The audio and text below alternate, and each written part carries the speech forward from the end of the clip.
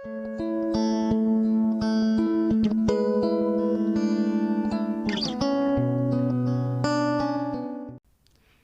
Guys, तो start करते हैं आज की वीडियो के साथ, जिसमें हम डिस्कस करने वाले हैं 10th क्लास का फर्स्ट चैप्टर, जिसका नेम है chemical reactions and chemical equations.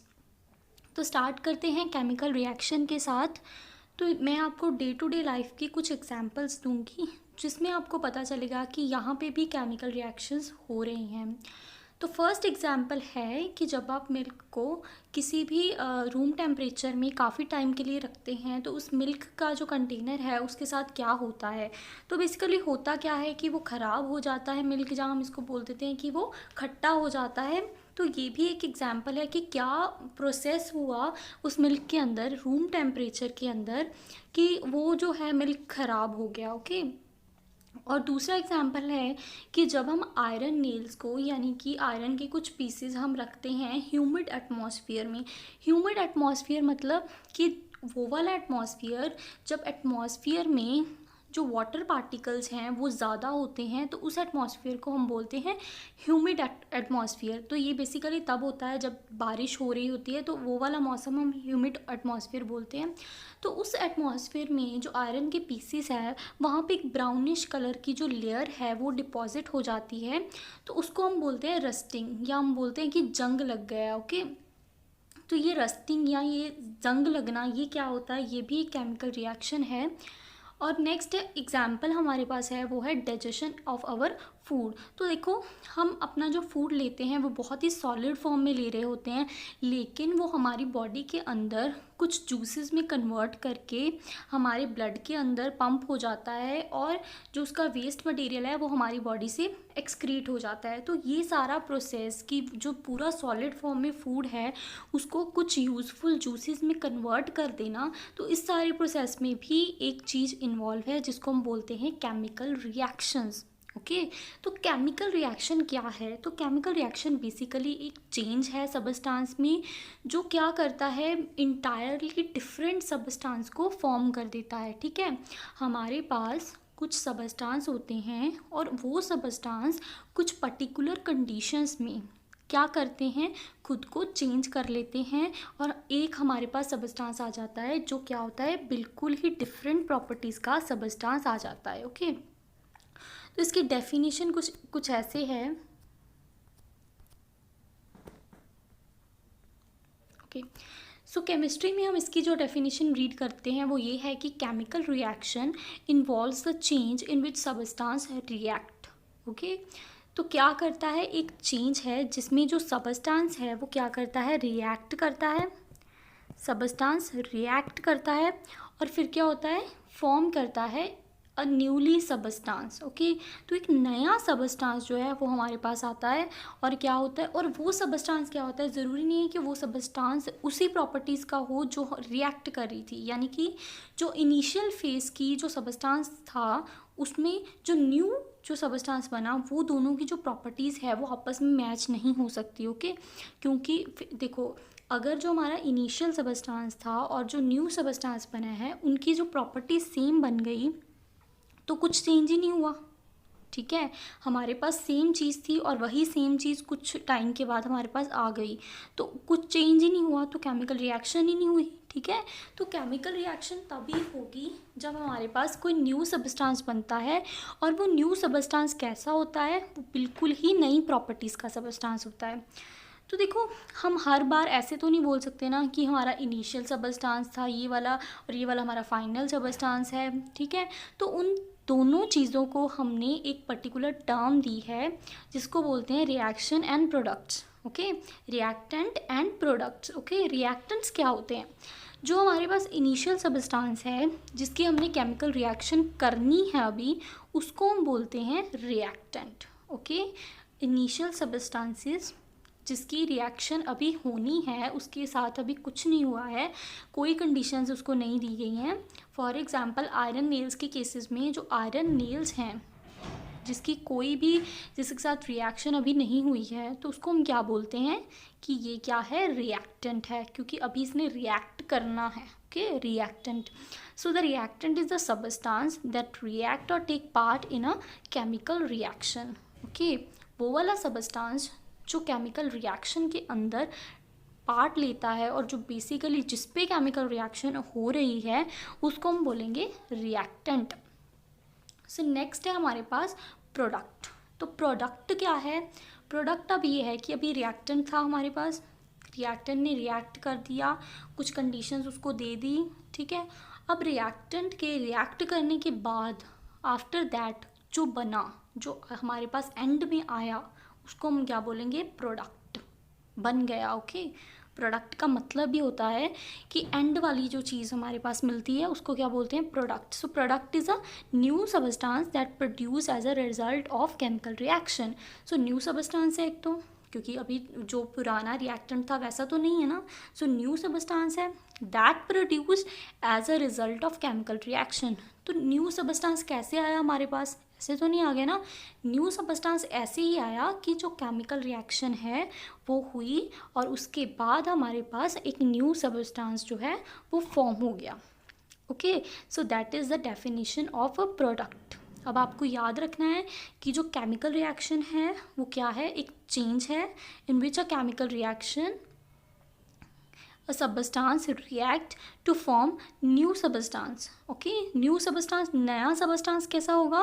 with the entirely new properties. okay, so उसकी जो properties हैं वो बहुत नई होंगी। okay, so next अभी हमने कर लिया है chemical reactions क्या होती हैं। अब हम पढ़ते हैं कि chemical equations क्या होती हैं। ठीक है,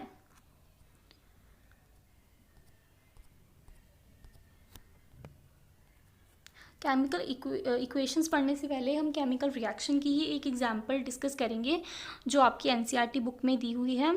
तो इस रिएक्शन में क्या होता है कि एक मैग्नीशियम रिबन होता है इस टाइप का, ये आप देख रहे हैं ना। तो इस टाइप का एक मैग्नीशियम रिबन होता है।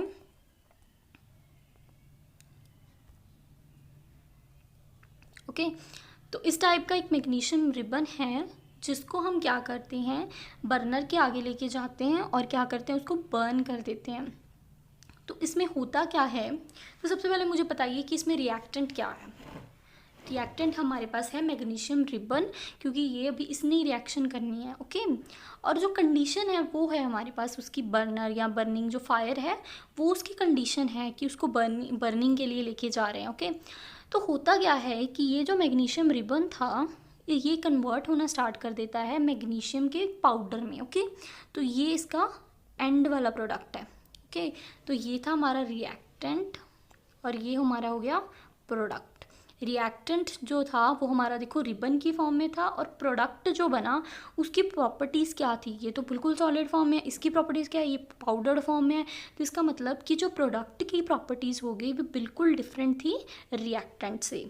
ओके, अब रिएक्टेंट भी हो गया, रिएक्ट भी कर गया और प्रोडक्ट भी बन गया। ओके, तो देखो आप बोलोगे कि उसको सिर्फ बर्न ही किया है तो ये बिल्कुल ही चेंज कैसे होगी उसकी प्रॉपर्टीज़। तो देखो बर्निंग हमें सबको पता है कि जो कंबस्शन या जो बर्निंग है वो किन कंडीशंस में होती है? That is in the presence of oxygen. हमेशा जो बर्निंग या कंबस्शन है वो ऑक्सीजन की प्रेजेंस में होती है। तो इसका मतलब क्या हुआ होगा कि जो मैग्नीशियम रिबन था हमारे पास वो ऑक्सीजन से रिएक्ट किया और उसने कुछ पर्टिकुलर प्रोडक्ट दिए जो कि वाइट कलर के पाउडर की फॉर्म में थे। ठीक है, तो यहाँ तक हो गई हमारी chemical reaction occur. Okay, so next है केमिकल इक्वेशन। केमिकल इक्वेशन में आपको इसकी ही लिख के दिखाऊंगी। तो देखो केमिकल इक्वेशन क्या होती है, इस पिछले केस में मैग्नीशियम रिबन रिएक्ट किया in the presence of oxygen and form a powder like magnesium oxide. Okay, तो मैग्नीशियम रिबन रिएक्ट किया ऑक्सीजन की प्रेजेंस में और उसने क्या दिया? Magnesium oxide. तो देखो अगर आपको किसी भी किसी भी फॉर्म में लिखना है उसको, तो हम हर बार इतनी लंबी चौड़ी लाइन नहीं बोल सकते या इतना सारा लंबा कुछ नहीं लिख सकते। ठीक है, अगर हमें इसको लिखना है, ठीक है, और पूरा इसको लिखेंगे कि in this reaction what was happening, magnesium ribbon react with oxygen in the presence of oxygen and to form product which was magnesium oxide. Okay. So इतना लंबा चौड़ा लिखने की बजाय साइंटिस्ट ने क्या किया, इसको सिंपली लिखने का एक तरीका ढूंढ लिया और उस सिंपल लिखने के वे को ही हम बोलते हैं केमिकल इक्वेशन। सो इंस्टेड कि हम इतना लंबा वो लिखें, हमने क्या करना है कि रिएक्टेंट, ठीक है, प्लस अगर कुछ भी ऐड किया है, यहाँ पे तो ऑक्सीजन के साथ ही रिएक्ट कर रहा है सिर्फ, ठीक है, अगर अदरवाइज कुछ भी ऐड किया है या कोई भी जैसे हीट दी है, ठीक है, तो वो चीज़ें मेंशन करनी है, ठीक है, एंड एरो, ठीक है, एंड गिव्स प्रोडक्ट। तो यहाँ पे प्रोडक्ट, ये एरो का मतलब ये है कि इन दोनों की जो क्या है रिएक्शन हो रही है और वो हमें क्या दे रही है, प्रोडक्ट दे रही है। ओके। सो केमिकल रिएक्शन को बेसिकली लिखने का जो रीज़न था वो यही है कि हम जो केमिकल रिएक्शन को ज़्यादा एक्सप्लेन करने की बजाय उसको एक सिंपलेस्ट फॉर्म में लिख दें। क्योंकि देखो अगर आप केमिकल रिएक्शन को एक पैराग्राफ में लिख दोगे, ठीक है, आपने केमिकल रिएक्शन की और उसको एक लंबे चौड़े पैराग्राफ में लिख दिया कि मैग्नीशियम रिबन है that react with oxygen to form magnesium oxide, ठीक है, ये तो बहुत छोटी एग्जांपल है इसके, इसलिए आपको लगता है कि इजी है। लेकिन जो बहुत लंबी एग्जांपल्स होती हैं उनमें आपको पढ़ना भी उसके लिए डिफ़िकल्ट हो जाता है, ठीक है, कई बार। तो उसको ही सिंपलेस्ट फॉर्म में कन्वर्ट कर दिया कि रिएक्टेंट्स लिखे, यहाँ पे मैग्नीशियम क्या है, रिएक्टेंट है, प्लस ऑक्सीजन जो उसके साथ रिएक्ट की एंड विच गिव्स प्रोडक्ट। तो सिंपल सी फॉर्म में लिखने का सिंपल सा एक मेथड है जिसको हम बोलते हैं केमिकल इक्वेशंस। ओके। तो यहाँ पे हमारी डेफिनेशंस जो है वो कंप्लीट हुई हैं विद एग्जांपल्स कि केमिकल रिएक्शन क्या होती है और केमिकल इक्वेशन क्या होती है। ओके। नेक्स्ट अब स्टार्ट करते हैं कि हम इन केमिकल इक्वेशन को बैलेंस कैसे करते हैं, ठीक है। तो बैलेंस करना सीखने से पहले हम ये सीखेंगे कि इनको बैलेंस करते क्यों हैं। साइंस में हर चीज़ का एक रीज़न होता है, तो कुछ भी करने से पहले खुद से क्वेश्चन करो कि क्यों। ओके। केमिकल रिएक्शन हो रही है, ठीक है, खुद से क्वेश्चन करो वाई, क्यों कर रहे हैं हम chemical reaction. Okay. Chemical reaction इसलिए करते हैं क्योंकि हमें कुछ नए प्रोडक्ट्स चाहिए, हमें कुछ चेंज चाहिए। ओके। तो नेचर है, नेचर का रूल ही है कि बदलाव। ओके। तो नेचर बदलाव मांगती है, तो हर एक केमिकल रिएक्शन हमें कुछ नया, कुछ बेटर, कुछ प्रॉपर्टीज़ से बेटर देती है। तो इसीलिए हम क्या करते हैं, केमिकल रिएक्शंस परफॉर्म करते हैं कि हमें कुछ नया मिले, कुछ यूज़फुल मिले। तो यही है रीज़न केमिकल रिएक्शंस को परफॉर्म करने का। केमिकल इक्वेशंस क्यों करते हैं, हम लिखते हैं, वो मैंने बता ही दिया कि इजी फॉर्म में लिखने के लिए। अब रीज़न बताना है कि बैलेंस क्यों करना है, ठीक है। बैलेंस करना बहुत इजी है, मैं आपको सिखा दूंगी, लेकिन उससे पहले ये जान लो कि बैलेंस करते क्यों हैं केमिकल इक्वेशंस को। तो होता क्या है, फॉर एग्जांपल जो पिछली हमने एग्जांपल ली थी उसमें ही बताती हूँ।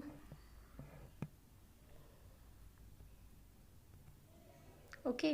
तो रिएक्शन क्या हुई, Mg मैग्नीशियम का फॉर्मूला लिख लिया, प्लस O2 ऑक्सीजन का फॉर्मूला, और मैग्नीशियम ऑक्साइड का क्या फॉर्मूला है, MgO, ठीक है। तो इस केस में देखो क्या हुआ, मैग्नीशियम का मास 1 mg है, तो यहाँ पे भी 1 mg है, तो दोनों का मास सेम ही होगा। लेकिन यहाँ पे ऑक्सीजन का मास है 16 इंटू 2 दैट इज़ 32। ओके। एक ऑक्सीजन का 16 होता है और 2 का कितना हो गया, 32 ग्राम। लेकिन यहाँ पे हमारे पास एक ही ऑक्सीजन है, तो इसका कितना हो गया, 16 ग्राम। लेकिन जो law of conservation of mass है वो कहता है कि जितना भी टोटल मास किसी रिएक्टेंट का है उतना ही वो मास किसका होगा, प्रोडक्ट का होगा। Law of conservation of mass कहता है कि नो डाउट आप रिएक्शंस करो, जितनी भी रिएक्शंस करनी है करो, ठीक है, जितने न्यू प्रोडक्ट्स बनाने हैं बनाओ, लेकिन जब आप रिएक्शंस कर रहे हो तो जितने भी मोलर मास जो है रिएक्टेंट वाली साइड है उतना ही जो मोलर मास है प्रोडक्ट वाली जो साइड है होना चाहिए। ओके। तो ऐसा क्यों होना चाहिए, क्योंकि जो नेचर है ना दैट रिक्वायर बैलेंस। अगर रिएक्टेंट वाली साइड मोलर मास कम होगा या रिएक्टेंट वाली साइड कंपैरेटिवली मोलर मास ज़्यादा होगा तो बैलेंस नहीं होगा वो मोलर मास। और बैलेंस के लिए ही जो कंजर्वेशन ऑफ मास का लॉ है ये बना है, तो वो कंजर्वेशन ऑफ मास जो है वैलिड नहीं हो रहा यहाँ पे। तो उसको वैलिड करने के लिए हम बैलेंस करते हैं, यानी कि इसके कई बार नंबर ऑफ़ मोल्स बढ़ा देते हैं या इधर वाली साइड बढ़ा देते हैं, किसी भी साइड हम नंबर ऑफ़ मोल्स को इंक्रीज़ कर देते हैं, जिसकी वजह से जो दोनों साइड है मोलर मास वो क्या हो जाए, इक्वल हो जाए। ओके, सेकेंड रीज़न ये है कि जो नंबर ऑफ़ एटम्स है ना वो भी सेम रहने चाहिए। ओके, अगर यहाँ पे 2 ऑक्सीजन एटम है और यहाँ पे 1 है तो ऐसा नहीं चलेगा। ओके, तो दोनों साइड जो नंबर ऑफ़ एटम्स हैं वो भी सेम रहने चाहिए जब हम रिएक्शन करते हैं उससे पहले, और जब रिएक्शन कंप्लीट हो गई है, हमारे पास प्रोडक्ट बन गया है, तो उसके जो नंबर ऑफ़ एटम्स हैं वो सेम होने चाहिए। ओके, प्रोडक्ट चाहे जो मर्जी बने, ठीक है, ऐसा तो नहीं हो सकता ना कि ये अलग अलग ही रहें। प्रोडक्ट बन गया एक, लेकिन उस प्रोडक्ट में जितने भी एटम्स हैं ईच एलिमेंट में वो क्या रहने चाहिए, वो सेम रहने चाहिए। ओके, तो सेम हो गए। अब तो अब आपको पता चल गया कि हम जो केमिकल इक्वेशंस हैं उनको बैलेंस क्यों करते हैं। ओके, तो अब सीखते हैं कि बैलेंस कैसे करते हैं। तो बैलेंस करने से पहले आपको एक छोटी सी एग्जांपल समझाएंगे, उसके बाद बड़ी एग्जांपल करेंगे। ओके, तो बैलेंस करने का फर्स्ट स्टेप ये है कि आपको क्या करना है, examine the number of different elements on the both side of the arrow. तो आपको क्या करना है, देखो ये इनिशियल एग्जांपल है, एक बार आपकी प्रैक्टिस हो गई तो आपको ये स्टेप आप अपने माइंड में ही कर लोगे, आपको अलग से एक नोटबुक पे लिख के करने की ज़रूरत नहीं है। लेकिन अब आप इनिशियल फेज़ पे हो तो आप इसको इन तीनों स्टेप्स को लिख के करना, क्योंकि अगर आप अब 10 क्वेश्चन भी इसके साथ प्रैक्टिस कर लोगे ना ऐसे लिख के बिल्कुल तीनों स्टेप, तो आपको माइंड में करने में प्रॉब्लम नहीं आएगी। ओके, तो फर्स्ट स्टेप क्या है, examine the number of different elements on the both side. तो जितने, तो हमने एक छोटी सी एग्जाम्पल ली है फर्स्ट के लिए। तो इसमें क्या है, नाइट्रोजन और हाइड्रोजन है, वो रिएक्ट कर रहे हैं और हमारे पास बन क्या रहा है, अमोनिया NH3। ठीक है, तो अमोनिया बन गया, ये रहा अमोनिया, और ये दोनों क्या है, रिएक्टेंट्स, और ये क्या बन गया, प्रोडक्ट्स। ठीक है, ये बार बार इसको रिकॉल इसलिए करा रही हूँ क्योंकि आपको ये भूले ना कि ये रिएक्टेंट है और ये प्रोडक्ट है। ओके, सो अब क्या करना है कि यहाँ पे तो हमारे पास 2 ही डिफरेंट एलिमेंट हैं, एक नाइट्रोजन है और एक क्या है, हाइड्रोजन। ठीक है, तो रिएक्टेंट वाली साइड भी देख लो कि नाइट्रोजन कितने हैं और हाइड्रोजन कितने हैं, और प्रोडक्ट वाली साइड भी देख लो कि नाइट्रोजन कितने हैं और हाइड्रोजन कितने हैं।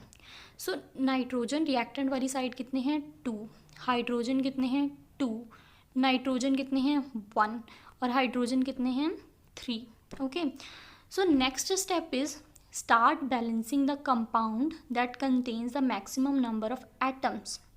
ठीक है, तो सबसे पहले उसको बैलेंस करना स्टार्ट करना है जिसके पास क्या है, मैक्सिमम नंबर ऑफ़ एटम्स, इसके सबसे ज़्यादा नंबर ऑफ़ एटम्स हैं, उसको हम बैलेंस करेंगे।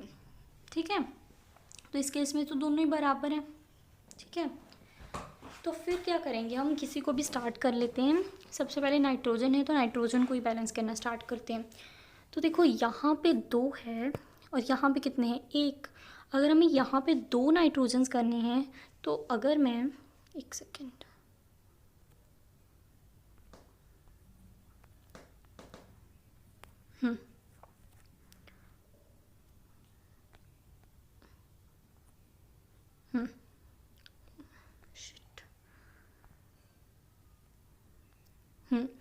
तो अगर मैं यहाँ पे 2 लगा दूँ, ठीक है, तो 2 नाइट्रोजन बन गए हमारे पास, तो इधर भी 2 हैं, तो इसका मतलब इस 2 लगाने से ये वाली नाइट्रोजन जो है ये तो बैलेंस हो गई, मतलब एक एलिमेंट अब बैलेंस हो गया हमारे पास।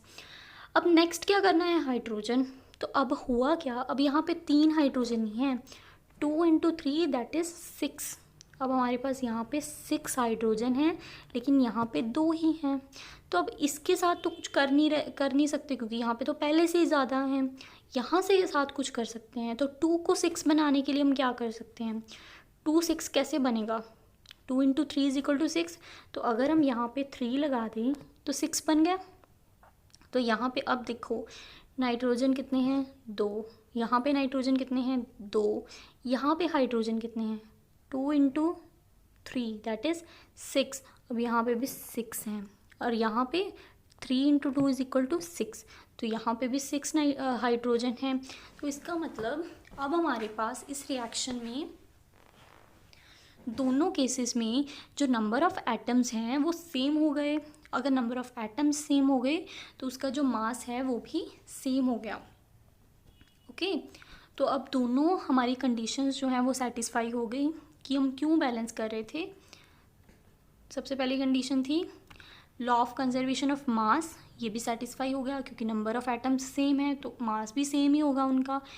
दूसरी थी number of atoms before and after the chemical reaction, तो वो भी सेम है। ठीक है, तो दोनों कंडीशन सेटिस्फाई हो गई और हमारी इक्वेशन जो है वो भी सेटिस्फाई हो गई।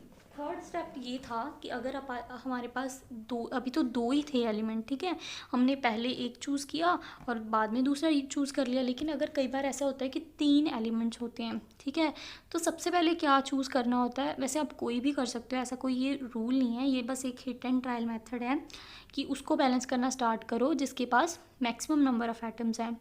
इससे होता क्या है कि मतलब आगे जाके आपको स्टेप्स आप काउंट करोगे ना तो आपको ईजी रहेगा कि ये करने में। ठीक है, तो मैक्सिमम नंबर ऑफ़ एटम्स वाले को अगर पहले बैलेंस कर लें तो थोड़ा इजी हो जाता है। अदरवाइज़ कोई ऐसा कोई रूल नहीं है कि आपको यही करना है, आप किसी को भी कर सकते हो। तो नेक्स्ट हम थर्ड स्टेप में क्या करते हैं कि then pick any of the element to balance, तो उसके बाद कोई भी आप एलिमेंट ले सकते हैं जिसको बैलेंस करना है। Okay, so in this step से हम क्या कर लेंगे, केमिकल इक्वेशंस को बैलेंस। तो देखो ये बहुत सिंपल सी इक्वेशन थी, इसको बैलेंस करना बहुत ही ईजी है। नेक्स्ट एक एग्जाम्पल लेते हैं जो मेन हमारी एग्जाम्पल है केमिकल इक्वेशंस को बैलेंस करने के लिए। हाँ, ये एग्जाम्पल है, इसमें मैंने तीनों स्टेप्स में लिखा हुआ है कि एक एक स्टेप को मैंने क्या हुआ है मेंशन किया हुआ है, जिसमें हमारा फर्स्ट स्टेप जो है, ओके ठीक है, रिएक्शन क्या है, Fe+H2O गिव्स Fe3O4। ओके,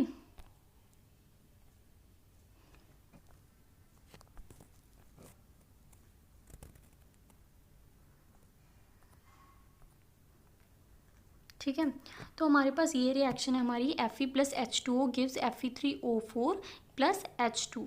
तो यहाँ पे क्या है, यहाँ पे एक Fe है। तो अब हम एटम्स को कैलकुलेट कर रहे हैं। ठीक है, number of atoms in reactant, एक मिनट, हाँ, number of atoms in reactant and number of atoms in products. ठीक है, तो ये है number of atoms in reactant and number of atoms in products. अब एलिमेंट कितने हैं टोटल, एक तो Fe यानी कि आयरन है, हाइड्रोजन है और ऑक्सीजन है। तो देखो कि यहाँ पे Fe कितने हैं रिएक्टेंट में, एक, ठीक है, और हाइड्रोजन कितने हैं, H2 कितने हैं, 2, तो यहाँ पे 2 लिख लिया। ऑक्सीजन कितने हैं, 1, तो यहाँ पे 1 लिख लिया। अब प्रोडक्ट वाली साइड आ जाओ, Fe कितने हैं, 3, हाइड्रोजन्स कितने हैं, 2, साइड पे लिखा हुआ है ना H2, तो ऑक्सीजन हाइड्रोजन कितने हैं, 2, और ऑक्सीजन कितने हैं, 4। ओके, तो देखो हाइड्रोजन तो दोनों बैलेंस ही हैं, उनको कुछ भी चेंज करने की ज़रूरत नहीं है।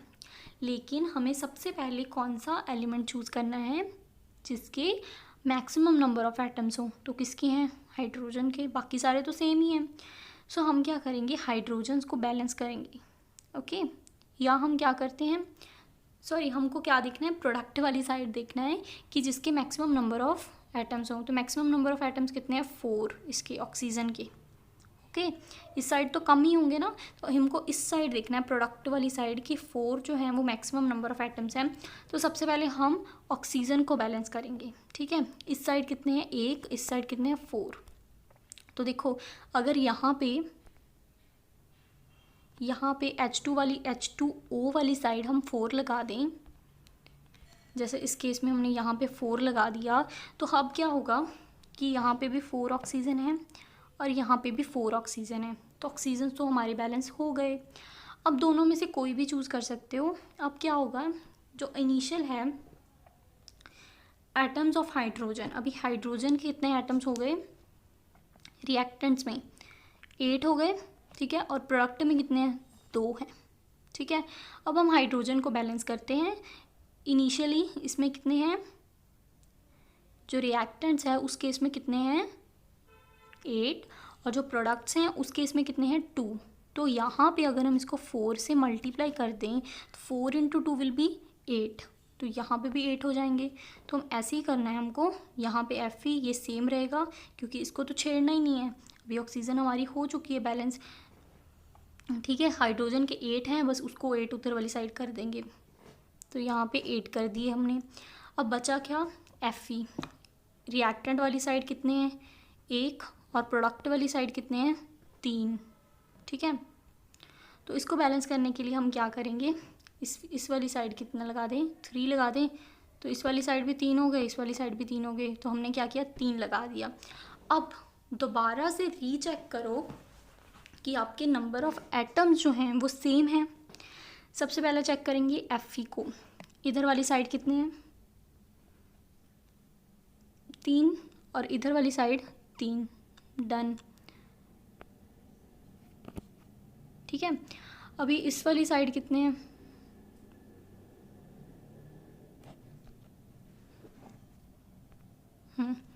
अब हाइड्रोजन देखनी है। हाइड्रोजन इस वाली साइड कितने हैं 4 × 2 इज़ 8, 4 × 2 इज़ 8, ठीक है। अब नेक्स्ट क्या बचा ऑक्सीजन। ऑक्सीजन इस वाली साइड कितने हैं 4, इस वाली साइड कितने हैं 4, मतलब दोनों साइड 4 4 हैं। तो इसका मतलब तीनों जो एटम्स हैं वो रिएक्टेंट और प्रोडक्ट दोनों साइड पे कितने हैं 4 4 हैं। तो इसका मतलब हमारी जो इक्वेशन है वो क्या होगी बैलेंस होगी। तो ये था केमिकल इक्वेशंस को बैलेंस करने का मेथड। फिर से एक बार रिपीट करते हैं ताकि आपको कोई भी कंफ्यूजन ना रहे। इसको पहले अरेज कर दें, ठीक है। तो रिएक्शन क्या थी हमारे पास, वो ये थी Fe + H2O gives Fe3O4 + H2। तो इसमें हमने क्या किया, सबसे पहले नंबर ऑफ़ एटम्स देखे रिएक्टेंट और प्रोडक्ट्स में। सेकंड क्या देखा कि सबसे ज़्यादा जो एटम्स हैं वो प्रोडक्ट वाली साइड किसके हैं, तो वो थे इसके, यानी कि ऑक्सीजन के। तो अब हम देखेंगे कि उसको कैसे बैलेंस करना है। जिसके नंबर ऑफ़ एटम सबसे ज़्यादा हैं उसको सबसे पहले बैलेंस करना है। तो हमने किसको बैलेंस किया, ऑक्सीजन को, क्योंकि उसके सबसे ज़्यादा थे। तो ऑक्सीजन को बैलेंस कर लिया स्टेप में। अब क्या हमारे पास बचा, हाइड्रोजन। हाइड्रोजन क्योंकि अब बढ़ गए थे, क्योंकि हमने यहाँ पे 4 लगा दिया था। अब हाइड्रोजन पहले तो 2 ही थे, लेकिन 4 के साथ मल्टीप्लाई करने की वजह से कितने हो गए 8 हो गए रिएक्टेंट वाली साइड। लेकिन प्रोडक्ट वाली साइड तो कुछ मल्टीप्लाई किए ही नहीं, तो प्रोडक्ट वाली साइड तो 2 ही थे। तो वहाँ पे हाइड्रोजन को बैलेंस करने के लिए हमने क्या लगा दिया 4, तो ये 4 लगा दिया। अब लास्ट हमारे पास बचा था आयरन, यानी कि Fe, तो उसको बैलेंस करने के लिए हमने क्या लगा दिया, यहाँ पे 3 लगा दिया। ओके, तो इक्वेशन जो है हमारी वो पूरी तरह से बैलेंस हो गई है। अब ये आपको क्वेश्चंस हैं कुछ प्रैक्टिस करने के लिए। एक मिनट,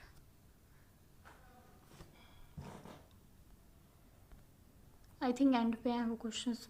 ओके, तो आपकी NCERT जो बुक्स हैं वहाँ पे भी क्वेश्चंस दिए गए हैं, आप वहाँ से भी जाके प्रैक्टिस कर सकते हो। तो हमने अब पढ़ लिया केमिकल रिएक्शंस क्या होती हैं, केमिकल इक्वेशंस क्या होती हैं, बैलेंस क्यों करते हैं और बैलेंस कैसे करते हैं। तो अब करते हैं कि जो केमिकल रिएक्शंस होती हैं ना, उसमें सभी रिएक्शंस में एक तरह का प्रोसेस नहीं होता। ओके, तो इसीलिए केमिकल रिएक्शंस को हमने कुछ कैटेगरीज में डिवाइड कर लिया है, जिसके साथ जो केमिकल रिएक्शंस होती हैं। ओके, फॉर एग्ज़ाम्पल जैसे जो आयरन नील है, ठीक है, उसकी रस्टिंग होती है, तो वो एक अलग तरह की रिएक्शन होती है। और जो हमारी बॉडी में डाइजेशन होती है, उसकी जो रिएक्शन है वो बिल्कुल अलग तरह से होती है। तो कोई भी 2 रिएक्शंस सिमिलर नहीं होती। तो हमने क्या किया है कि रिएक्शन को कैटेगराइज्ड कर लिया है कुछ टाइप्स में, जिसकी वजह से जो रिएक्शन है उनको स्टडी करना इजी हो गया है। ठीक है, मतलब एक टाइप की रिएक्शंस को एक ग्रुप में रख दिया और दूसरी टाइप की रिएक्शंस को दूसरे ग्रुप में रख दिया। ओके, तो हमारे पास एक टाइप की जब हम रिएक्शन को एक ग्रुप में रख देते हैं तो उनको स्टडी करने का एक जनरल सा वे हमारे पास पता लग जाता है, इसलिए हम जो रिएक्शंस हैं उनको डिवाइड करते हैं। तो स्टार्ट करते हैं।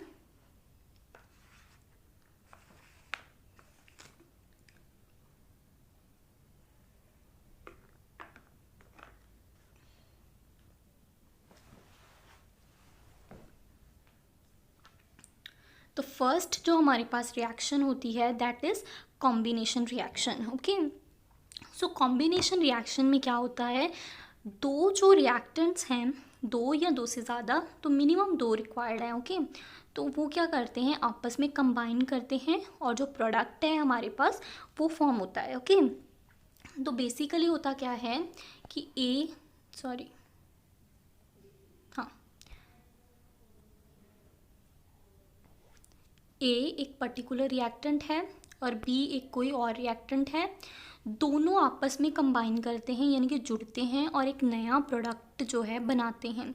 तो बेसिकली इस रिएक्शन का जो बेसिक फंडा है वो ये है कि दो या दो से ज़्यादा जो रिएक्टेंट्स होंगे वो क्या करेंगे, आपस में कंबाइन करेंगे। ओके, सो बेसिक आइडिया ये है कि रिएक्टेंट्स को क्या करना है, कंबाइन करना है और कंबाइन करके ही प्रोडक्ट बनाना है। ओके, फॉर एग्ज़ाम्पल जैसे किसी भी मैरिज में होता है कि एक फीमेल है और एक मेल है, इनकी केमिकल रिएक्शन के बाद ये जो प्रोडक्ट फॉर्मेशन है ये होती है, ये भी एक तरह की केमिकल रिएक्शन ही है जो किससे होती है, कॉम्बिनेशन से होती है। ठीक है, आप इन रिएक्शन को इस रिएक्शन को सेपरेशन के द्वारा नहीं कर सकते। ओके, दोनों, कोई दूसरा अपने घर में रहे और दूसरा अपने घर में रहे, मेल और फीमेल, और दोनों की जो प्रोडक्ट फॉर्म है वो नहीं हो सकता है ना, प्रैक्टिकली ये चीज़ नहीं पॉसिबल। तो वैसे ही यहाँ पे कॉम्बिनेशन रिएक्शंस को करने के लिए एक रिएक्टेंट चाहिए और एक प्रोडक्ट चाहिए, दोनों कंबाइन करेंगे और क्या करेंगे, प्रोडक्ट फॉर्म करेंगे। तो डेफिनेशन ये है कि when the single product is form from two or more reactants it is called combination reaction। so combination reaction कैसे बनती है कि जो प्रोडक्ट बनेगा वो सिंगल बनेगा। ओके, सो सिंगल प्रोडक्ट बनेगा, किससे बनेगा, दो या दो से ज़्यादा रिएक्टेंट्स से बनेगा। इसी एग्जाम्पल डिस्कस करते हैं। तो एग्जाम्पल हमारे पास काफ़ी हैं। तो होता क्या है इसमें, कैल्शियम ऑक्साइड जो है जिसको हम क्विक लाइम बोलते हैं वो वाटर के साथ रिएक्ट करता है, यानी कि क्विक लाइम को हम वाटर में डाल देते हैं, हमारे पास क्या बचता है, स्लेट लाइम यानी कि कैल्शियम हाइड्रोक्साइड। तो यहाँ पे दो रिएक्टेंट्स जो थे वो रिएक्ट किए और हमारे पास प्रोडक्ट जो बन गया वो क्या बन गया, स्लेट लाइम, जो कि एक वाइट कलर का एक्वस फॉर्म में होता है। तो उसको हम क्या बोलते हैं, कैल्शियम हाइड्रोक्साइड, या क्या बोलते हैं, स्लेट लाइम। तो उस स्लेट लाइम के साथ कुछ हीट भी प्रोड्यूस होती है, ओके। तो स्लेट लाइम के पास साथ कुछ हीट भी प्रोड्यूस करती है। तो इस रिएक्शन को आप अपने स्कूल्स में परफॉर्म कर सकते हो। आपको करना क्या है, क्विक लाइम लेना है जो वाइट कलर के पाउडर के फॉर्म का होता है, उसको वाटर में डाल देना है, ठीक है, और उसको शेक करना है थोड़ा टाइम। और जब आप शेक करोगे तो देखोगे कि हमारे पास एक स्लेक्ड लाइम बन गया है जिसको हम कैल्शियम हाइड्रोक्साइड बोलते हैं। और जो आपका बीकर होगा ना, जिसमें भी आप उसको मिक्स कर रहे हैं, जो कंटेनर होगा वो बहुत ही ज़्यादा हॉट होगा। ओके, तो उसका मतलब ये होता है कि इस रिएक्शन में जो रिएक्शन की गई है उसमें जो हीट जो है, काफ़ी सारी हीट रिलीज़ हुई है। तो इस वजह से हम साइड में इसको हीट लिखते हैं। और हमें पता है कि वो वाली रिएक्शंस जिसमें हीट रिलीज़ होती है उसको क्या बोलते हैं हम, उसको बोलते हैं हम एक्सोथर्मिक रिएक्शन। ओके, तो ये वाली रिएक्शन जो है ये कॉम्बिनेशन रिएक्शन भी है और एक एक्सोथर्मिक रिएक्शन भी है। ओके, सो नेक्स्ट एग्जांपल है जब कार्बन और ऑक्सीजन दोनों कंबाइन करते हैं और कार्बन डाइऑक्साइड बनती है। तो ये भी एक कॉम्बिनेशन रिएक्शन है क्योंकि इसमें दो जो रिएक्टेंट हैं वो रिएक्ट करते हैं और प्रोडक्ट जो बन रहा है वो क्या है, सिंगल प्रोडक्ट बन रहा है। नेक्स्ट एग्जांपल है H2 react with O2 gives water. तो ये भी एक रिएक्शन है, ये भी कॉम्बिनेशन रिएक्शन है। तो देखो इसमें उन्होंने जो रिएक्शन है उसको बैलेंस भी किया हुआ है। ओके, यहाँ पे H2 अगर अकेला लगा देते और यहाँ पे अकेला लगा देते, यहाँ पे O है, ठीक है, लेकिन यहाँ पे O2 है, तो यहाँ पे दो ऑक्सीजन है और यहाँ पे एक ऑक्सीजन है, तो इसलिए आगे 2 लगाया हुआ है। तो ऑक्सीजन तो बैलेंस हो गया, लेकिन ऑक्सीजन के साथ अब जो हाइड्रोजन है उसकी बैलेंसिंग ख़राब होगी, तो उसको बैलेंस करने के लिए इसके आगे भी 2 लगा दिया। तो इसमें क्या किया गया है, इक्वेशन को बैलेंस भी किया गया है, ठीक है। तो नेक्स्ट है हमारे पास नेक्स्ट रिएक्शन तो ये कुछ एग्जांपल्स हैं, मैंने आपको बोला था कि अगर आपको केमिकल इक्वेशंस बैलेंस करना है तो ये कुछ एग्जांपल्स के साथ आप इसको सीख सकते हो। अदरवाइज़ आपकी एनसीईआरटी बुक्स में भी काफ़ी एग्जांपल्स दी हुई हैं, उससे भी आप केमिकल इक्वेशंस की प्रैक्टिस कर सकते हो। तो नेक्स्ट हमारी जो टाइप है वो है डीकम्पोजिशन रिएक्शन। तो कम्बिनेशन में क्या कर रहे थे हम? कम्बिनेशन में हम कर रहे थे कंबाइन। ओके, तो कॉम्बिनेशन में कंबाइन कर रहे थे, तो यहाँ पे क्या करना है, यहाँ पे तोड़ना है। ठीक है, यहाँ पे क्या होगा कि जो रिएक्टेंट होगा वो क्या होगा, वो अकेला होगा और वो टूट जाएगा किसमें, सिंपल प्रोडक्ट्स में। ठीक है, यानी कि रिएक्टेंट जो है वो अब दो नहीं होंगे, ना ही उनको कंबाइन करना है। डीकम्पोजिशन, डीकम्पोजिशन का अगर डिक्शनरी मीनिंग देखोगे ना तो डीकम्पोजिशन का मीनिंग ही है ब्रेक होना। ओके, तो इसमें क्या होगा, एक रिएक्टेंट होगा, रिएक्टेंट को क्या करना है, ब्रेक होना है और किस में कन्वर्ट होना है, सिंपल प्रोडक्ट्स में। ओके, तो सिंपल प्रोडक्ट्स में कन्वर्ट होते हैं रिएक्टेंट, और रिएक्शंस को हम क्या बोलते हैं, डीकम्पोजिशन रिएक्शंस। ठीक है, ये कुछ एग्जांपल्स हैं डीकम्पोजिशन रिएक्शंस की, जिसमें फर्स्ट जो है वो है FeSO4 को जब हम हीट करते हैं तो वो कन्वर्ट होता है और हमें 3 टाइप के प्रोडक्ट्स देता है, Fe2O3, SO2 and SO3। Okay, इसका मतलब हमारे पास एक रिएक्टेंट था, ये एक रिएक्टेंट था, और उसने जब उसको हमने हीट किया, मतलब कुछ पर्टिकुलर कंडीशंस दी, तो वो क्या हो गया, वो ब्रेक हो गया, और ब्रेक करके हमको कितने प्रोडक्ट्स देता है, वो 3 प्रोडक्ट्स देता है। ठीक है, देखो आपको कंसेप्चुअल क्वेश्चंस तो नहीं आएंगे या MCQs वगैरह। ठीक है, आपको थ्योरेटिकल क्वेश्चंस ही आने वाले हैं इसमें से। तो आपको क्या करना है, आपको डेफिनेशन याद रखनी है, कोई भी एक जर्नल फॉर्म, यानी कि जैसे हमने इसमें की थी ये वाली, एक मिनट, हाँ ये वाली जर्नल फॉर्म, सॉरी, ये जो जर्नल फॉर्म,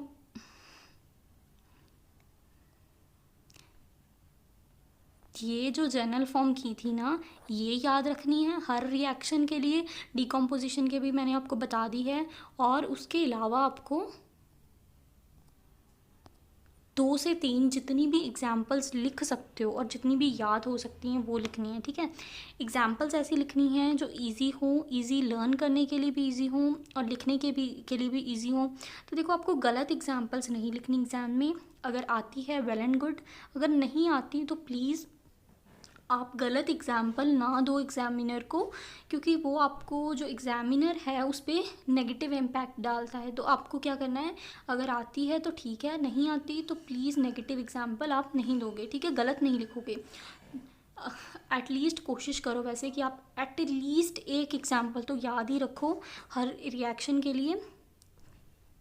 ओके, तो अगर मैं ट्राई करूँगी कि अगर नेक्स्ट वीडियो बनाऊँ उसमें आपको ये कोई मेथड भी बता दूँ जिसके लिए आप इजीली ये जो रिएक्शंस हैं वो याद रख सको। ओके, तो अब क्या करते हैं, ये सारी एग्जांपल आप एक बार पढ़ लीजिएगा। सेम है कि एक रिएक्टेंट है, उसको डिकम्पोज किया गया है और वो डिफरेंट प्रोडक्ट्स हमें दे रहा है। ठीक है, इसमें से कोई भी एग्जाम्पल, सॉरी, हाँ, कोई भी एग्जाम्पल आप याद रख सकते हो जो आपको इजी लगे। वैसे ये बहुत इजी एग्जाम्पल है। ठीक है, इसमें आपको कैल्शियम कार्बोनेट वाली ये एग्जाम्पल डिकम्पोजिशन की याद रख लो, और एक मिनट, और जो इसकी थी कॉम्बिनेशन की उसमें भी आप ये याद रख सकते हो, फर्स्ट वाली, हाँ ये याद रख सकते हो फर्स्ट वाली एग्जाम्पल, क्योंकि इसमें भी कैल्शियम इन्वॉल्व है और उसमें भी कैल्शियम इन्वॉल्व है, तो आपको इजी होगा याद रखना। अगर आपको सिर्फ एक एक ही एग्जाम्पल याद रखनी है, अगर ज़्यादा रखनी है तो आपको सभी याद रखनी होंगी और अब प्रैक्टिस के साथ हो जाएंगी याद। ओके, ऐसा कोई इशू नहीं है। नेक्स्ट रिएक्शन है हमारी डिस्प्लेसमेंट रिएक्शन। तो देखो, पिछली जो रिएक्शंस थी दो, combination reactions and decomposition reaction, ये दोनों रिएक्शन आपस में इंटर रिलेटेड थी, क्योंकि एक जो रिएक्शन थी उसमें क्या हो रहा था कि जो रिएक्टेंट्स थे वो क्या हो रहे थे, कंबाइन हो रहे थे बेसिकली, और जो डीकम्पोजिशन रिएक्शंस थी उसमें क्या हो रहा था कि एक हमारे पास रिएक्टेंट था और वो क्या हो रहा था, ब्रेक डाउन हो रहा था। लेकिन जो डिस्प्लेसमेंट रिएक्शन है वो बिल्कुल डिफरेंट है, किससे, बाकी दोनों रिएक्शन से। सो इसको बेसिकली हम सबसे पहले इसकी डेफिनेशन पढ़ेंगे। तो इसकी डेफिनेशन है displacement reaction is a chemical reaction. Okay, so displacement reaction सबसे पहले क्या है, एक केमिकल रिएक्शन है in which more reactive element displaces the less reactive element from its compound. Okay, इसका मतलब ये है कि हमारे पास एक पर्टिकुलर ये एक कंपाउंड होगा प्लस एक मेटल या एक नॉन मेटल होगा, जिसमें से ये जो एलिमेंट है, ठीक है, ये क्या होगा, ये ज़्यादा रिएक्टिव होगा, और इसमें जो मेटल प्रेजेंट होगा वो क्या होगा, मेटल या नॉन मेटल, वो क्या होगा, लेस रिएक्टिव होगा। तो करना क्या है इसने, फॉर एग्जांपल ये एक हमारा कंपाउंड है, ओके, AbO4 प्लस C, ठीक है। तो इसमें क्या है कि ये जो है ये क्या है, लेस रिएक्टिव, और ये जो C है ये कंपैरेटिवली ज़्यादा रिएक्टिव है। ओके, तो C को क्या लगता है कि ये जो A है इसको इसके साथ कंपाउंड B के साथ नहीं बनाना चाहिए, क्योंकि वो ज़्यादा पावरफुल है C और उसकी रिएक्टिविटी ज़्यादा है। ओके, तो फिर होता क्या है कि ये जो C है ये क्या करता है, B के साथ कंपाउंड फॉर्म कर लेता है, और जो A है वो अकेला रह जाता है। तो बेसिकली फंडा ये है कि जो ज़्यादा रिएक्टिव एलिमेंट है उसे डिस्प्लेस कर देगा किससे, लेस रिएक्टिव से। ओके, तो ज़्यादा रिएक्टिव वाला प्रोडक्ट में क्या बना देगा हमारे पास फाइनल प्रोडक्ट, और जो कम रिएक्टिव है वो अलग से हमारे पास आ जाएगा। तो बेसिक फंडा यही है इसका। ओके, तो ये बिल्कुल वैसे है जैसे मैंने आपको समझाया है कि so A is a more reactive element and B and C are a compound। तो हो क्या रहा है कि C जो है, C क्या था इसमें से, लेस रिएक्टिव। तो हुआ क्या, A और B ने कंपाउंड बना लिया, क्योंकि ये बहुत रिएक्टिव था, वो A बोला कि मैं बहुत रिएक्टिव हूँ तो मुझे इसके साथ कंपाउंड बनाना चाहिए, तो उसने A ने B के साथ कंपाउंड बना लिया, और जो C था जो लेस रिएक्टिव था वो अलग से हमारे पास आ गया। तो इसकी कुछ एग्जांपल्स हैं। First example is Fe plus copper sulphate.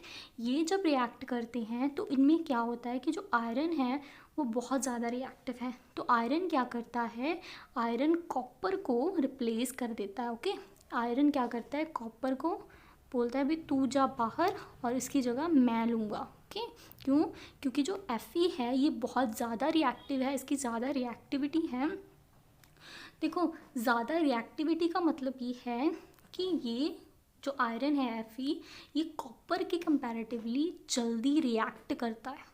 Okay, सो इसमें क्या करेगा, जो आयरन है वो कॉपर को रिप्लेस कर देगा, और हमारे पास प्रोडक्ट में क्या बनेगा, that is FeSO4, that is ferrous sulphate and plus copper. Okay, जो FeSO4 होगा वो हमारे पास क्या होगा, वो एक्वा सॉल्यूशन में होगा। ओके, सो ये एक एग्जांपल है किसकी, ये किसकी एग्जाम्पल है, डिस्प्लेसमेंट रिएक्शन की एग्जाम्पल। ओके, सेकंड एग्जाम्पल भी सिमिलर है, जिसमें जिंक जो है ये भी कॉपर से ज़्यादा रिएक्टिव है, तो ये एक प्रोडक्ट फॉर्म करेगा जिंक सल्फेट, और कॉपर जो है हमारे पास वो अलग से आ जाएगा। ओके, सो ये दो एग्जाम्पल्स जो हैं ये क्या हैं, डिस्प्लेसमेंट रिएक्शन की। इनको याद करना बहुत ईजी है। देखो, आपको याद क्या रखना है कि कॉपर सल्फेट तो दोनों में है, और रिप्लेस क्या कर रहे हैं दोनों, एक में आयरन और दूसरे में जिंक। ओके, तो ये दोनों रिप्लेस कर रहे हैं, तो इसके साथ कंपाउंड जो है वो क्या बनेगा वो आपको पता करना है डेफिनेशन से। आपको अगर आपको डेफिनेशन पता है कि जो डिस्प्लेसमेंट रिएक्शन है उसमें एक मेटल जो ज़्यादा रिएक्टिव है उसको दूसरे मेटल को रिप्लेस करना होता है जो लेस रिएक्टिव होती है, तो आप इसको ईजिली कर सकते हो। ओके, तो ये थी हमारी डिस्प्लेसमेंट रिएक्शन। अब लास्ट टाइप है हमारे पास डबल डिस्प्लेसमेंट रिएक्शन। ठीक है, तो डबल डिस्प्लेसमेंट रिएक्शन में क्या होता है, तो ये जो है ये रिलेटेड है डिस्प्लेसमेंट रिएक्शन से। ओके, अगर आपको डिस्प्लेसमेंट रिएक्शन समझ आ गई तो आपको ये भी समझ आ जाएगा कि डबल डिस्प्लेसमेंट क्या होती है। तो देखो, डिस्प्लेसमेंट में क्या हो रहा था कि एक हमारे पास सिर्फ अकेला एलिमेंट था और एक पूरा कंपाउंड था, और वो अकेला एलिमेंट क्या था, ज़्यादा रिएक्टिव था, दूसरा जो था वो क्या था, वो कम रिएक्टिव था जो कंपाउंड में प्रेजेंट था, तो वो ज़्यादा रिएक्टिव उसको रिप्लेस कर रहा था कंपाउंड में से। ठीक है, डबल डिस्प्लेसमेंट में क्या होता है, दोनों ही कंपाउंड प्रेजेंट होते हैं, लेकिन उनके जो आयंस हैं वो आपस में एक्सचेंज कर देते हैं, और जो एक्सचेंज करके बनते हैं वो न्यू हमें प्रोडक्ट मिलता है। ओके, तो सबसे पहले इसकी डेफिनेशन पढ़ते हैं। Double displacement reaction is a type of reaction in which, जिसमें होता क्या है, टू रिएक्टेंट्स, मतलब दो रिएक्टेंट्स होते हैं, तो टू रिएक्टेंट्स ए बी और दूसरा क्या हो गया सी डी, ये क्या करते हैं, एक्सचेंज आयंस, यानी कि अगर ए पॉजिटिव और बी नेगेटिव है, ए पॉजिटिव है और बी नेगेटिव है, और सी पॉजिटिव और डी नेगेटिव है, तो ए क्या करेगा, पॉजिटिव डी नेगेटिव के साथ कंपाउंड बना लेगा, और प्रोडक्ट में हमें क्या मिलेगा, ए डी, और बी जो नेगेटिव है वो सी पॉजिटिव के, यानी कि सी बी। ओके, तो हमारे पास ये प्रोडक्ट आ जाएगा। तो बेसिकली दो कंपाउंड्स हैं हमारे पास जो रिएक्टेंट्स होंगे, और उन्होंने करना क्या है, उन्होंने अपने जो आयंस हैं उनको एक्सचेंज कर देना है। ठीक है, तो उसको डबल डिस्प्लेसमेंट इसलिए बोलते हैं क्योंकि एक जो कंपाउंड है वो ही चेंज नहीं होता, इसमें दोनों कंपाउंड जो हैं वो अपने आयंस एक्सचेंज करते हैं। ओके, तो इसमें बेसिकली मेनली एक प्रेसिपिटेट्स बनते हैं एक कंपाउंड के, फॉर एग्जांपल एडी के प्रेसिपिटेट्स बन गए, और दूसरा जो है वो सॉल्यूशन फॉर्म में एग्जिस्ट करता है। ठीक है, तो ये थे डबल डिस्प्लेसमेंट रिएक्शंस। अब इसके कुछ एग्जांपल्स डिस्कस करेंगे। तो ये तो जर्नल एग्जांपल ही है, ए प्लस बी एक कंपाउंड था, प्लस सी प्लस डी था एक। ठीक है, आयंस दोनों के एक्सचेंज हो गए, ये मैंने आपको पहले समझाई थी। अब है एक पर्टिकुलर एग्जाम्पल जो है इसकी, वो ये है Na2SO4 था, जिसमें एक था सोडियम और एक था SO4 नेगेटिव आयन। ओके, तो यहाँ पे हमारे पास 2 Na पॉजिटिव है और एक SO4 नेगेटिव आयन है। ओके, और यहाँ पे हमारे पास बेरियम 2 पॉजिटिव है और 2 Cl नेगेटिव आयन्स हैं। तो यहाँ पे क्या होगा, ये 2 अलग रह जाएगा, और Na पॉजिटिव और Cl नेगेटिव ये आपस में क्या बना देंगे, कंपाउंड बना लेंगे, क्योंकि एक का पॉजिटिव दूसरे का नेगेटिव, फिर ही कंपाउंड बनेगा ना, दोनों का पॉजिटिव पॉजिटिव तो नहीं होगा, क्योंकि इसमें फिर कंपाउंड क्या, बॉन्डिंग ही नहीं होगी। ठीक है, एक के पास पॉजिटिव है मतलब एक के पास कम इलेक्ट्रॉन्स हैं, और एक के पास नेगेटिव चार्ज है। नेगेटिव चार्ज का मतलब क्या होता है कि ज़्यादा इलेक्ट्रॉन्स हैं। ओके, तो ज़्यादा इलेक्ट्रॉन्स हैं तो वो दूसरे को क्या कर देगा, उसके साथ शेयरिंग कर देगा, तो इस वजह से एक बॉन्ड बन जाएगा। ठीक है, जिसको हम केमिकल बॉन्ड बोलते हैं। तो ये आपस में बॉन्ड बना लेंगे और ये वाले आपस में। ठीक है, तो प्रोडक्ट क्या बन गया हमारे पास, BaSO4, क्योंकि दोनों पे 2 पॉजिटिव था, इसमें 2 नेगेटिव था। ठीक है, तो चार्ज भी बैलेंस हो गया, BaSO4 बन गया, और हमारे पास एक बन गया 2 NaCl। तो देखो 2 NaCl जो बनेगा वो एक्वस फॉर्म में बनेगा, और जो नीचे वाइट कलर की एक PPT डिजॉल्व होगी वो होगी बेरियम सल्फेट की। ओके, सो ये थी एग्जाम्पल डबल डिस्प्लेसमेंट रिएक्शंस की। तो इसके साथ ही आपकी जो ऑलमोस्ट सारी रिएक्शंस की टाइप हैं वो कंप्लीट होती हैं। ये लास्ट कैटेगरी ऑफ रिएक्शन है, ये चारों में से किसी भी रिएक्शन से रिलेटेड नहीं है, ये है ऑक्सीडेशन एंड रिडक्शन रिएक्शन। ठीक है, तो इसमें बेसिकली एक ऑक्सीडेशन रिएक्शन होती है और एक रिडक्शन रिएक्शन होती है। अगर ऑक्सीडेशन समझ में आ गई तो रिडक्शन बिल्कुल ऑपोजिट है ऑक्सीडेशन का। तो ऑक्सीडेशन होती क्या है, एडिशन ऑफ ऑक्सीजन और रिमूवल ऑफ हाइड्रोजन। तो आप याद रख सकते हो, ऑक्सी मतलब एडिशन ऑफ ऑक्सीजन, तो रिडक्शन उसके बिल्कुल ऑपोजिट है, तो उसमें क्या होगा, removal of oxygen. Oxidation was addition of oxygen and reduction was removal of oxygen. तो देखो एडिशन हो रही है ऑक्सीजन की, तो इस केस में रिमूवल होगी हाइड्रोजन की। ओके, तो अगर इसमें रिमूवल हो रही थी ऑक्सीजन की तो एडिशन होगी हाइड्रोजन की। ओके, तो ये है हमारी ऑक्सीडेशन एंड रिडक्शन रिएक्शंस। तो ये कुछ एग्जांपल्स हैं, ये आपकी एनसीईआरटी बुक में से ली गई हैं एग्जांपल। तो फर्स्ट रिएक्शन इज़, एक हमने रिएक्शन कंसीडर की है जिसमें ऑक्सीडेशन भी हो रही है और साथ ही में रिडक्शन भी हो रही है। ओके, तो वो वाली रिएक्शंस जिसमें ऑक्सीडेशन और रिडक्शन दोनों एक ही रिएक्शन में हो रही हो, ठीक है, रिएक्शन एक ही हो, हाँ प्रोसेस डिफरेंट हो सकता है, ठीक है, वो वाली रिएक्शन जिसमें ऑक्सीडेशन और रिडक्शन साथ में हो रही हों उन रिएक्शंस को हम बोलते हैं रिडॉक्स रिएक्शन। ठीक है, तो रिडॉक्स रिएक्शन वो होती हैं where oxidation and reduction occur simultaneously, एक साथ होती हैं जिसमें, ओके। सो इसमें रिएक्शन है basically copper oxide plus hydrogen gives copper plus water, ठीक है।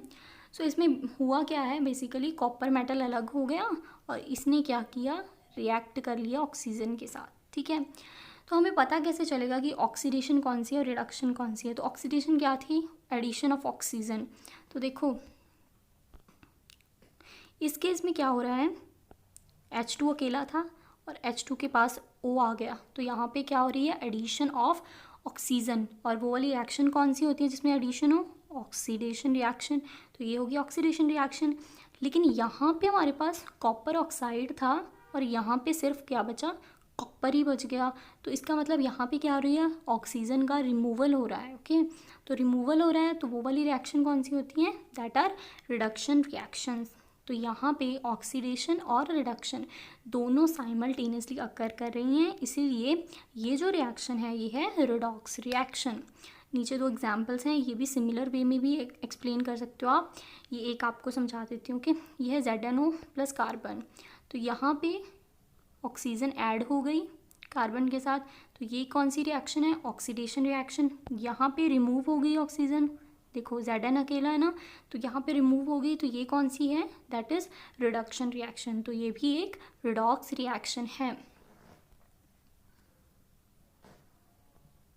ओके। सो अब आपकी सारी रिएक्शन की टाइप्स कंप्लीट हो गई हैं, सिर्फ एक जो आपका टॉपिक है वो बचा है, वो है रस्टिंग एंड रेंसिडिटी, ओके।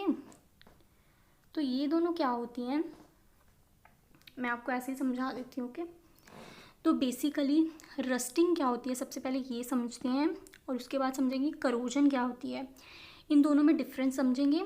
तो रस्टिंग बेसिकली क्या है, जब हम आयरन को, चैप्टर के स्टार्टिंग में मैंने आपको बताया था कि जब हम आयरन को किसी ह्यूमिड एटमॉस्फेयर में रखते हैं, ह्यूमिड एटमॉस्फेयर मतलब जहाँ पे वाटर मॉलिक्यूल्स जो एटमॉस्फेयर के अंदर होते हैं, तो उसमें रखते हैं, तो जो आयरन है उसमें एक ब्राउनिश कलर की जो लेयर है वो डिपॉजिट हो जाती है और उस लेयर को हम बोलते हैं, क्या बोलते हैं उसको, रस्टिंग। तो उस पूरे प्रोसेस को हम बोलते हैं रस्टिंग ऑफ आयरन, ठीक है।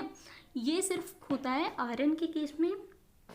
लेकिन तो देखो ह्यूमिड एटमॉस्फेयर में सिर्फ आयरन नहीं है जो ख़राब होती है, या आयरन नहीं है जिसमें कुछ चेंजेस आते हैं, बाकी और भी जितनी भी मेटल्स हैं उनमें भी कुछ ना कुछ चेंजेस आते हैं। फॉर एग्ज़ाम्पल जैसे जो सिल्वर है, आप देखोगे कि जो भी आपके सिल्वर के ऑर्नामेंट्स होते हैं वो क्या होते हैं, वो ब्लैक हो जाते हैं, ओके, ठीक है। अगर आपके पास सिल्वर चेन है तो आप देखोगे कि जब समर्स आती हैं तो वो एकदम से क्या होते हैं, ब्लैक कोटिंग हो जाती है उनमें। वो इसलिए हो जाती है क्योंकि जब भी जो लेडीज़ होती हैं वो सिल्वर के जो चेन वगैरह वो वियर करती हैं, तो वो सिल्वर चेन उनके पसीने यानी कि उनके स्वेट के जो कांटेक्ट में आती हैं। स्वेट क्या होता है, एक तरह का सॉल्टी वाटर होता है ना, तो वाटर के कांटेक्ट में आने से क्या होता है, उन पे एक ब्लैक कलर की जो लेयर है वो डिपॉजिट हो जाती है।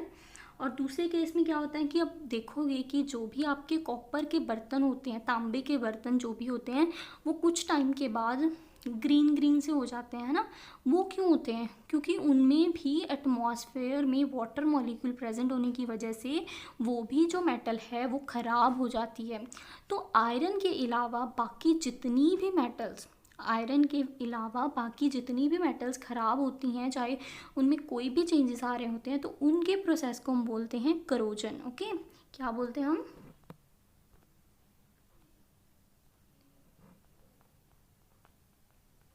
करोजन, ठीक है। लेकिन जो आयरन ख़राब होती है तो उस प्रोसेस को हम क्या बोलते हैं, रस्टिंग, ठीक है। रस्टिंग और करोजन बेसिकली दोनों सेम टर्म्स हैं, लेकिन डिफरेंस सिर्फ इतना है कि जो करोजन है उसमें बाकी सारी मेटल्स इन्वॉल्व हैं और रस्टिंग वो जो टर्म है वो सिर्फ आयरन के लिए यूज़ करते हैं हम, ठीक है। नेक्स्ट है हमारा एक और टर्म है, वो है रेंसिडिटी। रेंसिडिटी तो आप देखोगे कि जब बारिश के दिन होते हैं तो कई बार अगर हम अपने जो खाना है उसको काफ़ी टाइम के लिए रख दें बाहर, तो क्या होता है, वो खाना ख़राब हो जाता है, उसमें काई जैसी जम जाती है जिसको हम फंगस बोलते हैं। तो वो भी एक प्रोसेस होता है जिसमें फूड ख़राब हो जाता है, ठीक है। इन दोनों केस में मेटल्स ख़राब हो रही थी, लेकिन जिस केस में फूड जो है हमारा वो ह्यूमिड एटमॉस्फेयर में ख़राब हो जाता है उसको हम बोलते हैं रेंसिडिटी। सो रेंसिडिटी में होता क्या है कि फूड में क्या प्रेजेंट होते हैं, फैट्स होते हैं, ऑयल्स होते हैं, तो वो जो ह्यूमिड एटमॉस्फेयर है उसमें क्या करते हैं, ऑक्सीडाइज्ड हो जाते हैं, ठीक है। फूड के अंदर जो ऑयल्स और फैट्स प्रेजेंट होते हैं तो उनकी क्या हो जाती है, ऑक्सीडेशन हो जाती है, और उस ऑक्सीडेशन की वजह से उनका जो स्मेल है और टेस्ट है वो चेंज हो जाता है, और उन पर एक जो लेयर है वो डिपॉजिट हो जाती है जिसको हम फंगस या काई बोलते हैं। तो उस प्रोसेस को हम क्या बोलते हैं, उसको हम बोलते हैं रेंसिडिटी। ओके, सो ये तीनों टर्म्स किसी भी चीज़ के ख़राब होने का ही एक प्रोसेस है, लेकिन हम टर्म्स को डिफरेंटली यूज़ कर रहे हैं डिफरेंट चीज़ों के लिए। अगर फूड ख़राब हो रहा है या फूड ऑक्सीडाइज हो रहा है तो उसको हम बोलेंगे रेंसिडिटी है। अगर आयरन ख़राब हो रहा है, उस पर जो ब्राउनिश कलर की लेयर है वो आ रही है, उसको हम बोलेंगे रस्टिंग है। अगर आयरन के अलावा बाकी सारी मेटल्स ख़राब हो रही हैं तो उस प्रोसेस को हम क्या बोलेंगे कि ये करोजन है, ठीक है। ये तीनों प्रोसेसेस बेसिकली सेम है, तीनों में ख़राब ही हो रहे हैं सबस्टांसेस, लेकिन टर्म्स हम डिफरेंट प्रोडक्ट्स के लिए यूज़ कर रहे हैं, डिफरेंट सबस्टांसेस के लिए यूज़ कर रहे हैं, ठीक है। तो ये थी हमारी करोजन, रस्टिंग और रेंसिडिटी, ठीक है। तो ये इसीलिए हम क्या करते हैं, कई बार समर्स में अपना जो फूड है या जो बारिश के दिन होते हैं वहाँ पे फूड हमारा टाइट कंटेनर लेते हैं और उसमें पैक करते हैं, ठीक है। टाइट में या एयर टाइट कंटेनर में पैक करने का मोटिव यही होता है कि उसमें ऑक्सीजन जो है वो ना जाए, ओके। ऑक्सीजन ऐड होगी, फ्री ऑक्सीडेशन होगी ना, पीछे हमने पढ़ा। तो ऑक्सीडेशन अगर नहीं होगी तो फूड जो है वो ख़राब भी नहीं होगा, ओके। तो रेंसिडिटी भी नहीं होगी। तो इसी वजह से जो फूड को है हम कंटेनर्स में स्टोर करके रखते हैं। तो इसी टर्म्स के साथ आपका जो चैप्टर है पूरा फर्स्ट कंप्लीट होता है। अगर इसमें भी आपको कोई भी कन्फ्यूजन है तो आप पूछ सकते हो मुझसे। इस चैप्टर को थ्योरेटिकली करने के बाद आप एनसीईआरटी के बैक क्वेश्चन ज़रूर सॉल्व करें, और मैं कोशिश करूँगी कि आपको एनसीईआरटी के क्वेश्चंस की सॉल्यूशन भी प्रोवाइड किए जाएं। अदरवाइज़ आप एनसीईआरटी के जो सॉल्यूशन हैं वो एनसीईआरटी की वेबसाइट पे देख सकते हो, वहाँ पे भी सॉल्यूशंस प्रोवाइड होते हैं। लेकिन अगर आपको वीडियो सॉल्यूशन चाहिए तो मैं ट्राई करूँगी कि आपको वीडियो सॉल्यूशंस भी दूँ। आप मुझे कमेंट करके बता सकते हैं कि अगर चाहिए। और इस चैप्टर को पूरे तरीके से मैंने सॉल्व करा दिया है, अच्छे से समझाने की कोशिश की है। अगर आपको ये चैप्टर समझ में आया तो प्लीज़ इस वीडियो को लाइक कीजिए। Thank you so much.